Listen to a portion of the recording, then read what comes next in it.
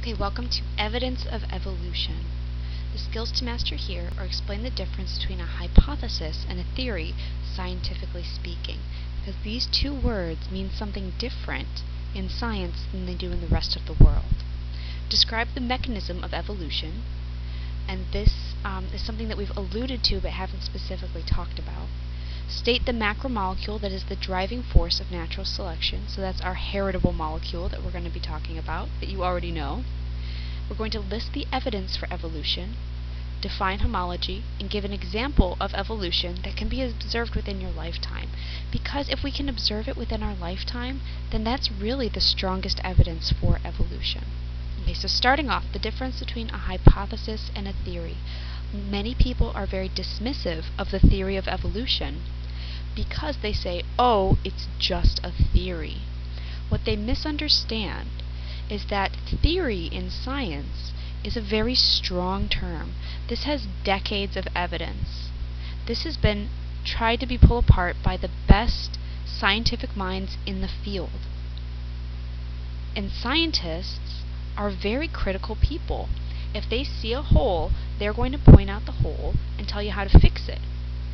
And so this theory of evolution, which started out as the hypothesis of evolution, has actually been considered by many different scientific minds. We don't just blindly accept things. That's not what scientists do. We've tried to come up with alternative explanations for these observations, and no one has come up with anything better. The theory of evolution has withstood the test of time. As far as we know, that this accounts for all of the observations that people have made for thousands of years. Okay, so what people say when it's just a theory, what they mean is hypothesis. So the hypothesis, that's your educated guess. And as you can tell from lab, educated guess, that sometimes your guesses are a little out there because you don't have a lot of experience in this subject. And that's why hypotheses are, that's something that can really be ignored for the most part. It's a guiding light. That's the first step of the scientific method. After making an observation, you make a hypothesis, and then you test the hypothesis. It's important, but it's not very strong. It's not strong like a theory. Theories have withstood the test of time. They have tremendous scientific evidence. Okay, so next we're going to describe the mechanism of evolution and the macromolecule that's the driving force behind natural selection. Okay, so evolution is a process based on natural selection. And natural selection, I'll remind you, is when organisms adapt to their environment based on these heritable units. And so the macromolecule that's the driving force of this is really DNA. DNA mutations drive natural selection that drive evolution. So if you look throughout a population, we see different people because they have different genes that make them them and that make you you. And that's all based on the DNA. And those spontaneous mutations that we were talking about earlier, those happen randomly. And they can be good, they can be bad, or they can be neither. So that's like changing just the primary structure of a protein, being a silent mutation, or changing everything about the protein. And so those changes to the genotype, all of the genes in an organism, then affect the phenotype, the outward force, and that's what's going to contribute to natural selection and then evolution. Okay, so we're going to look at evolution in terms of the soapberry bug. So this is a great example from the book that these bugs, as you can see, they're very similar. This is the same soapberry bug. This one lives in Key Largo. These are the blue ones. And this one lives in Lake Wells. So scientists took the bugs from Key Largo and put them in Lake Wells. And then they watched what happens to these bugs over time. And so that's what these plots at the bottom are. So these are the number of bugs that they're looking at. And this is the beak length. So this is the beak right here. And we can see that the beak is used to go in and eat the seeds that's in this fruit. This is the balloon vine fruit in Key Largo. And as you can see, it's very, very deep. So they need a long beak shown by these lengths. These are quite long. These would be short lengths on the left side, but these are long, they're on the right. Many bugs with long beak lengths live in Key Largo. When we take these bugs and put them in Lake Wales, there are no balloon fruit. Instead, we see flat, potted golden rain tree fruit. And these are not as long. So, and as you can see within this population, we actually have a little bit of overlap. Let me highlight this in green. So right about here, these individuals have about the same beak length. And that's because the individuals within a population have different genes. They have different DNA.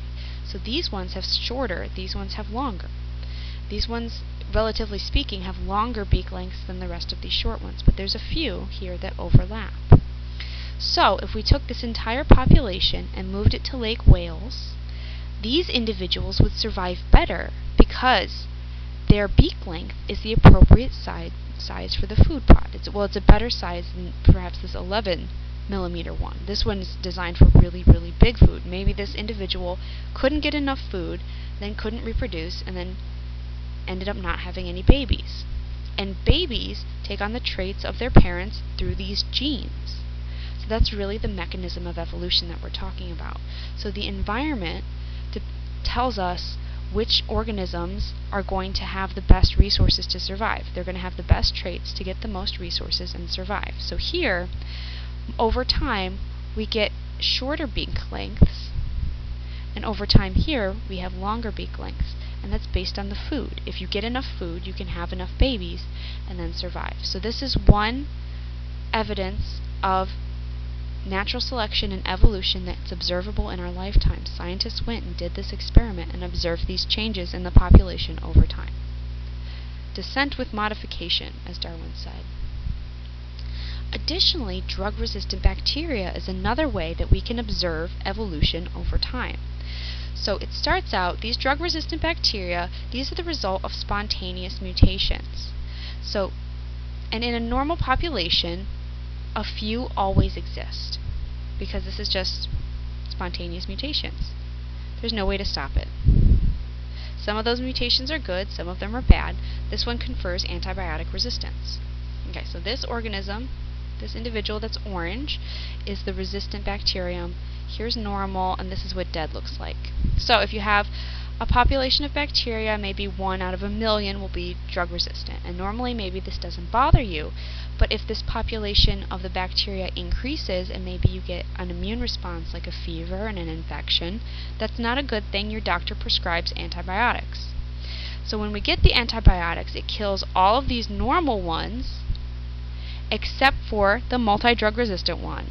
That's not a good thing, but it's got this adaptation, these special genes that allow it to survive in this new environment. These didn't have the genes, they die, they don't reproduce. And so there's more, so now that all of the rest of the population's dead, there's nothing stopping this one from having as many babies as it wants through binary fission, because it's a prokaryote. And suddenly we have a huge population of the resistant bacteria and a small population of the non-resistant bacteria. And what's interesting in bacteria is that they can switch genes, they can trade genes with each other. So over time, eventually 100% of the population gathers these resistant genes and become completely resistant to this particular antibiotic. So this is in part by changing the environment here, and those with the special mutations here were able to survive, and those that didn't have it were not, for the most part. Okay. Oh, and one more example that I want to talk about before we move on is artificial selection. So artificial selection is when humans, like farmers, choose certain traits. So instead of the environment choosing for certain traits, based on like food supply and such, the farmers or the people choose those. And the best example is dog breeds. 200 years ago, we did not have as many dog breeds as we do now. It's all through human intervention. We want dogs that are loyal and small, or dogs that can run fast or hunt these particular things. So we bred for those certain traits. Even loyalty, if there's a gene for loyalty, you can breed for that trait.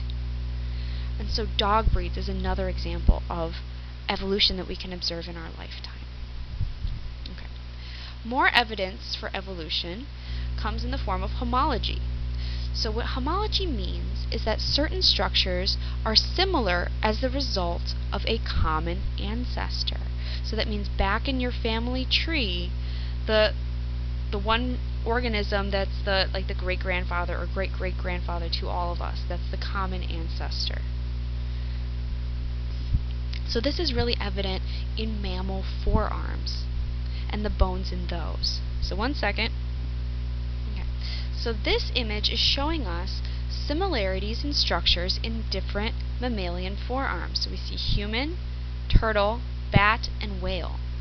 And we see a conserved bone, the humerus, in all of them. The radius shown in red, the ulna shown in green, the carpals shown in purple, metacarpals in teal, and phalanges shown in orange. And it is so amazing that these different structures have these same bones in the same locations. This shows us that we must have had a common ancestor that had all 5 of these bones in similar locations, and then over time, based on our environments, we've evolved slightly different structures and functions for these. For example, the whale fin and the turtle claw. The turtle claw is used great for digging, the whale fin is used for swimming, the bat wing is used for flying, and our arms are used for lifting and carrying and riding and all of those sorts of things. And it's all based on the environments that we're in. Over time, they selected for these traits that gave us advantages. All because of this common ancestor. So that's examples of homology based on a common ancestor. And so that's called anatomical homology. Okay. And another example are vestigial structures. So vestigial structures are like the extra things, like your tailbone. You don't need it anymore. It doesn't damage you to have it. And it's evidence that at one point we had a common ancestor that had a tail. Otherwise, how else would a tailbone get into our bodies? Additionally, the appendix. We don't need it. And if you're born without it, you'll survive fine. But we don't need it anymore. But at one point, our common ancestor needed it in our evolutionary history. Who knows, millions of years ago, they needed the appendix. But we do not need it anymore based on our diets. So vestigial structures are evidence for evolution as well. Okay. Additionally, the fossil record. The fossil record is actually tremendously great evidence for evolution based on the presence of transitional fossils. Okay, so what's a transitional fossil? That's like the missing link. Okay, so if we have organism over time becoming a new organism, so A going to B, this happens over many, many steps. And if this organism was able to leave fossils, if it had bones and it died in the correct environment to leave a fossil, we could see the different steps before it became this new organism. And those would be considered transitional fossils. So like this and this. It's not exactly an A, it's not exactly a B. It's on its way to becoming what we see today. So this is the organism from today. This is a fossil. And in between are transitional fossils. So it kind of shows us the path, this process of evolution, as well as this pattern of evolution. So how do we get from this structure to this structure? What steps did we have to take? That's what transitional fossils show us. And examples of transitional fossils include the fishapod. That's a fish with these leg-type things and might be a connection for how fish were able to move from water to land. because that's one of the big evolutionary questions. How did we transition from water to land? We talk more about that in Biology 205.